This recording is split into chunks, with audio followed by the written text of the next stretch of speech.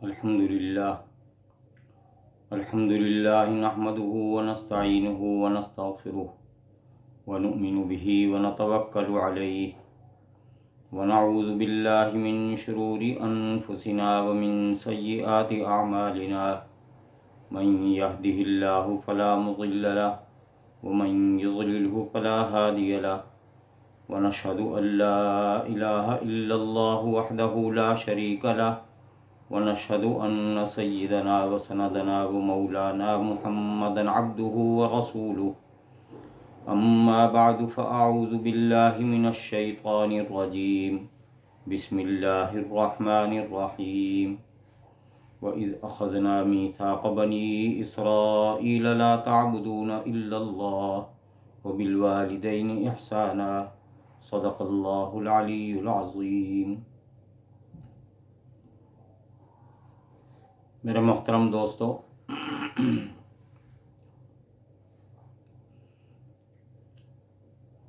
اللہ کے بندوں کے ذمے دو حقوق ہیں۔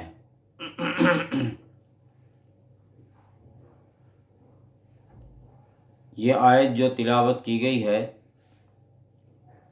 اس آیت میں اللہ تعالیٰ نے دونوں حقوق بیان فرمائے ہیں، اور یہ حقوق امت محمدیہ علی صاحب الصلاۃ والسلام کے بھی ذمے ہیں، اور یہ حقوق ان کی ادائیگی بنی اسرائیل کے بھی ذمے تھی۔ یہاں اگرچہ ذکر بنی اسرائیل کا ہے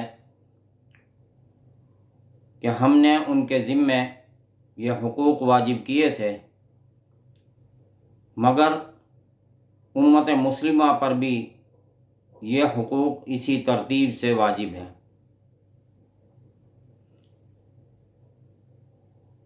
حقوق کون سے ہیں؟ ایک بندوں کے ذمے واجب ہیں حقوق اللہ، اور ایک بندے کے ذمے واجب ہیں حقوق العباد۔ حقوق اللہ کا ذکر آیت کے پہلے جز میں کیا گیا، لا تعبدون الا اللہ، اللہ کے سوا کسی کی بندگی نہیں کرو گے، کسی کی عبادت نہیں کرو گے، یعنی جو مسلمان ہے، جو صاحب کتاب ہے، اس پر لازم ہے کہ صرف اور صرف اللہ ہی کی عبادت کرے، اللہ ہی کی بندگی کرے، اور بندگی کے معنی ہے اللہ تعالیٰ کی ماننا۔ جیسے سنا ہے کہ ہم اللہ کو مانتے ہیں، اللہ کی نہیں مانتے۔ کامل بندگی یہ ہے کہ اللہ کی ماننا، اللہ کو تو مانتے ہیں مگر اللہ کی بھی ماننی ہے، اور اللہ کی ماننے کا امتحان اس وقت ہوتا ہے جب کہیں نفسانی خواہش ہماری آڑے آئے۔ نفسانی خواہش اگر آڑے آتی ہے تو اس وقت اصل امتحان ہوتا ہے کہ اللہ کی مانتا ہے یا نہیں مانتا، اور اللہ تعالیٰ کی خلوت میں بھی ماننی ہے، جلوت میں بھی ماننی ہے، اور خلوت اور جلوت کا حال بندے کا ایک سا ہی ہو، یعنی جیسے تنہائی میں اللہ کی مانتا ہے، اسی طرح لوگوں کے سامنے بھی اللہ کی اسی طرح مانے۔ اگر تنہائی میں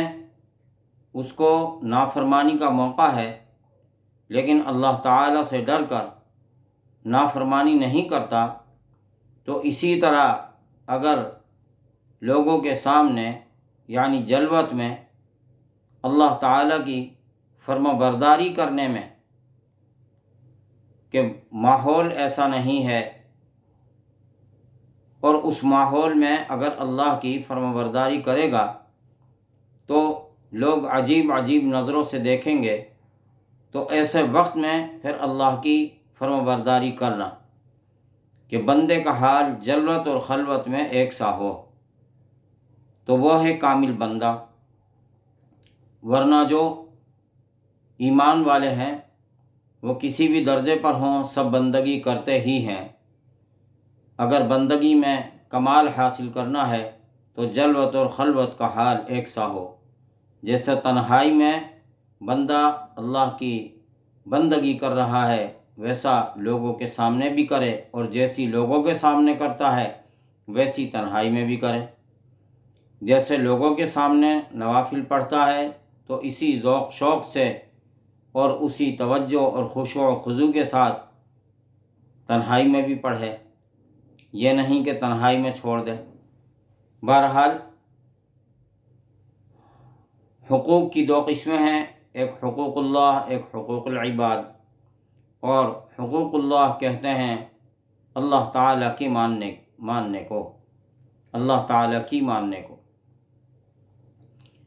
اس کے بعد اللہ تعالیٰ نے اس آیت میں لا تعبدون الا اللہ وبالوالدین احسانا، یہاں سے حقوق العباد کا ذکر کیا ہے۔ حقوق العباد میں سب سے بڑا حق ماں باپ کا ہے، اس لیے اس آیت میں سب سے پہلے ماں باپ کا تذکرہ کیا گیا۔ وبالوالدین احسانا، اور والدین کے ساتھ نیکی کرنا، احسان کرنا، نیکی کرنا، یہ والدین کا حق ہے، اور تمام بندوں میں سب سے پہلے حق ہے والدین کا۔ قرآن شریف میں جا بجا اس کی تاکید کی گئی ہے، جیسے فرمایا وَوَصَّيْنَا الْإِنسَانَ بِوَالِدَيْهِ إِحْسَانًا، اور ایک موقع پر فرمایا وَوَصَّيْنَا الْإِنسَانَ بِوَالِدَيْهِ، اور ایک موقع پر فرمایا وَوَصَّيْنَا الْإِنسَانَ بِوَالِدَيْهِ حُسْنًا وَإِنْ جَاهَدَاكَ لِتُشْرِكَ بِي مَا لَيْسَ لَكَ بِهِ عِلْمٌ فَلَا تُطِعْهُمَا، فرمایا کہ والدین کے ساتھ نیکی کرو، والدین کے ساتھ نیکی کرو، اگر وہ دونوں کوشش کریں کہ تمہیں شرک میں مبتلا کریں، تمہیں مشرک بنا دیں، تو اس معاملے میں ان کی اطاعت نہیں کرنی، اس بات میں ان کی اطاعت نہیں کرنی۔ ایک حدیث میں آتا ہے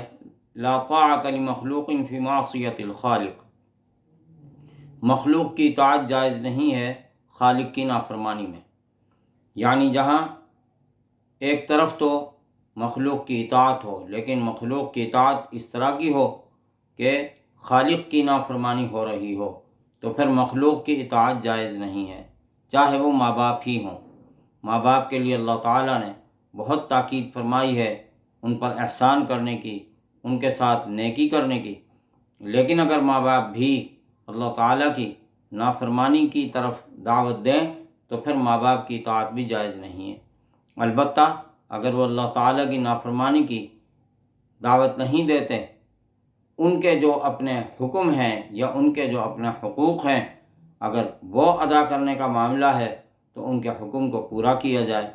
اور ان کے حقوق کو ادا کیا جائے۔ ایک موقع پر ارشاد فرمایا وَاعْبُدُوا اللَّهَ وَلَا تُشْرِكُوا بِهِ شَيْئًا وَبِالْوَالِدَيْنِ إِحْسَانًا، اور اللہ کی بندگی کرو، عبادت کرو، اور اس کے ساتھ کسی کو شریک نہ ٹھہراؤ، اور والدین کے ساتھ احسان کرو۔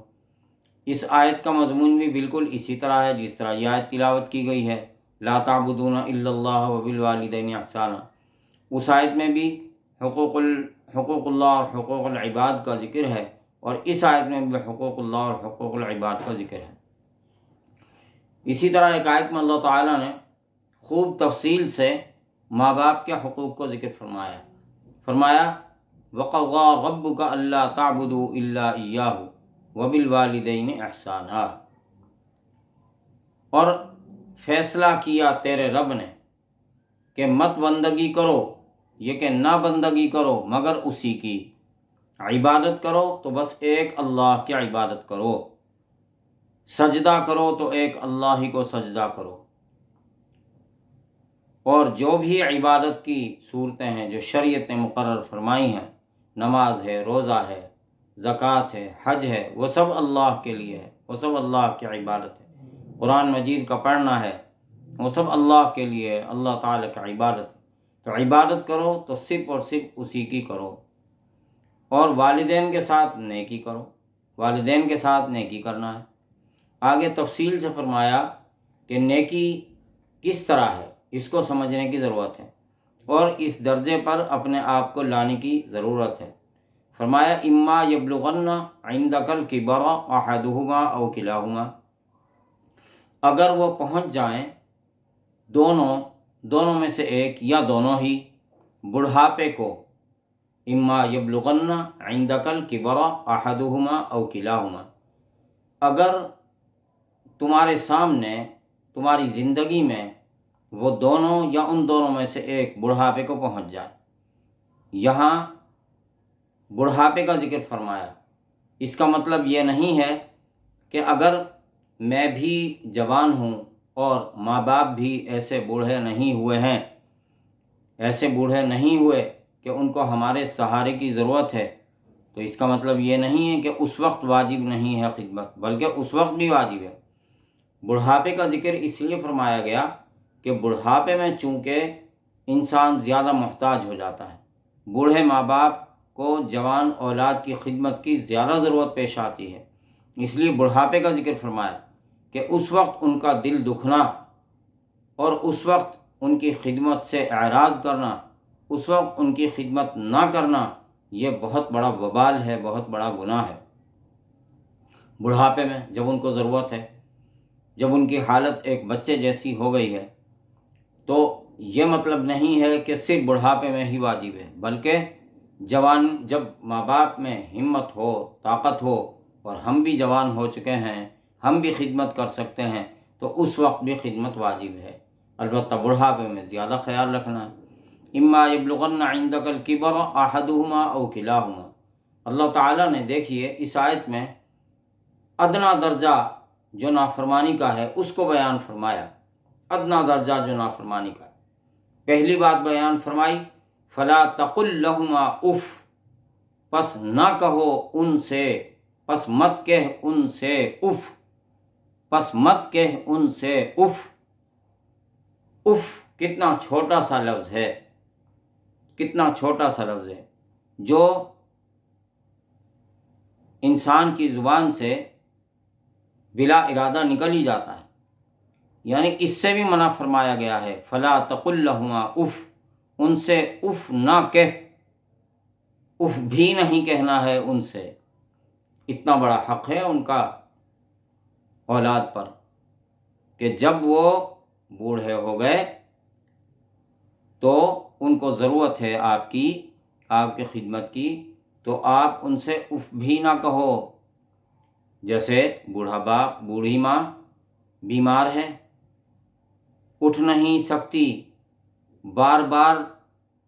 بلاتی ہے، بار بار بلاتا ہے باپ، تو اکتاؤ نہیں، یعنی یہ اکتانے سے منع کیا گیا ہے۔ انسان یوں جو کہتا ہے اف، توبہ ہے، یہ لفظ جو کہتا ہے یہ اکتا کر کہتا ہے، تو اللہ تعالیٰ نے اس سے بھی منع فرمایا کہ ان سے اکتاؤ نہیں، ان سے اکتاؤ نہیں۔ حدیث شریف میں آتا ہے الجنت تحت اقدام الامہات، جنت ماؤں کے قدموں تلے ہے، ماؤں کے قدموں تلے ہے۔ ماؤں کی خدمت کرو گے تو جنت ملے گی، تو مائیں تمہاری جنت ہیں اور باپ بھی جنت ہے۔ دیکھیے اللہ تعالیٰ اگر راضی ہوگا تو جنت میں داخل فرمائے گا، ناراض ہوگا تو جنت میں داخل نہیں فرمائے گا، پھر جہنم میں جائے گا بندہ۔ تو حدیث شریف میں آتا ہے رضا الرب فی رضا الوالد وسخط الرب فی سخط الوالد، رب کی رضا والد کی رضا میں ہے اور رب کی ناراضگی والد کی ناراضگی میں ہے۔ تو والد کو بھی دنیا میں راضی رکھنا ہے اور ماں کو بھی دنیا میں راضی رکھنا ہے، ان دونوں کو راضی رکھیں گے تو اللہ تعالیٰ راضی ہوں گے، اور راضی ہوں گے تو اللہ تعالیٰ جنت نصیب فرمائیں گے۔ تو جنت میں جانے کا جو ایک بڑا عمل ہے وہ ماں باپ کی خدمت ہے، اور ادنا درجہ یہ ہے کہ فلا تقل لہما اف، ان کو اف بھی نہ کہو، ان کی خدمت میں لگے رہو۔ وہ اگر 10 دفعہ آواز دیتے ہیں اور بلاتے ہیں تو 10 دفعہ بغیر چوں چرا کے ان کی خدمت میں حاضر ہو جاؤ۔ ولا تنہرہما، اور ان کو جھڑکو نہیں، ان کو جھڑکو نہیں۔ ارے ابھی تو آپ نے ایسے کہا تھا، ارے ابھی تو آپ نے ایسے کہا تھا، ابھی تو بتایا ہے آپ کو، مثال کے طور پر یہ مثال عرض کر رہا ہوں، ابھی تو آپ کو بتایا تھا۔ تو ولا تنہرہما، ان دونوں کو جھڑکو نہیں۔ وقل لہما قولا کریما، اور بات ان سے اچھی کرو، اچھی بات کرو، ادب سے بات کرو، احترام سے بات کرو۔ احترام کرنا ماں باپ کا واجب ہے، ادب کرنا ماں باپ کا واجب ہے۔ تو ان سے بات کرو تو اچھی بات کرو، جھڑک کر بات مت کرو، غصے سے بات مت کرو۔ تو قول سے بھی انسان کے ان کی خدمت ظاہر ہو، اور عمل سے بھی انسان کے ان کی خدمت ظاہر ہو، اور اعضاء و جوارح سے بھی ظاہر ہو کہ یہ ایک فرما بردار بیٹا ہے، فرما بردار بیٹی ہے۔ اس سے آگے فرمایا وَاخْفِضْ لَهُمَا جَنَاحَ الذُّلِّ مِنَ الرَّحْمَةِ، اور ان کے لیے اپنے بازوؤں کو، اپنے پروں کو پست کر دے، ذلت سے، عاجزی سے ان کے لیے اپنے پروں کو، اپنے بازوؤں کو پست کر دے، یعنی اکڑ فو نہ بن ماں باپ کے سامنے،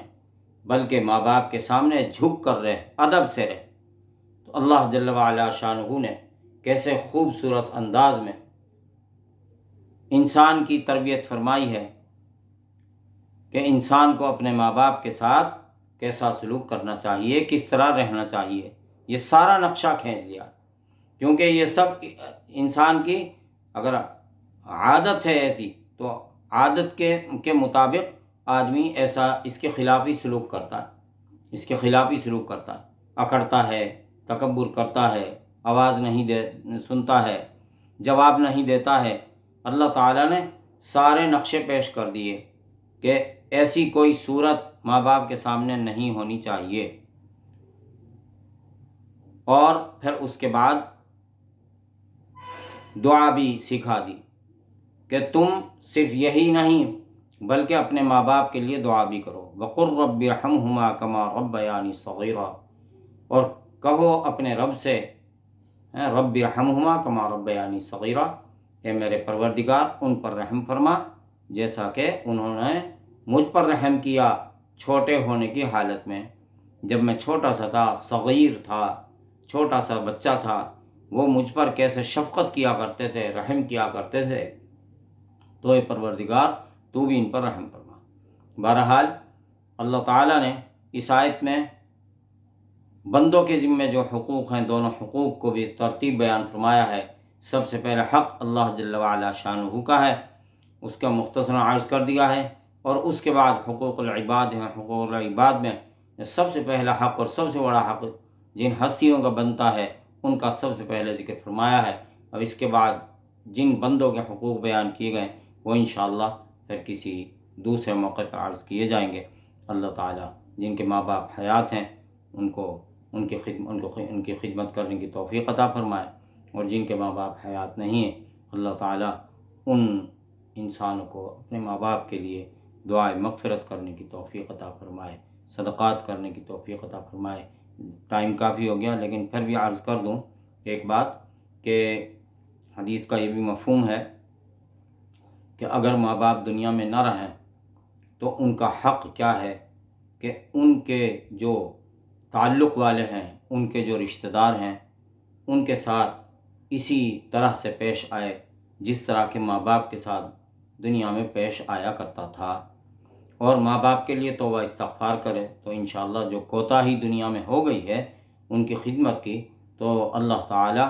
اس کا ازالہ بھی فرما دیں گے۔ اللہ تعالیٰ عمل کی توفیق عطا فرمائے۔ وآخر دعوانا ان الحمد للہ رب العالمین۔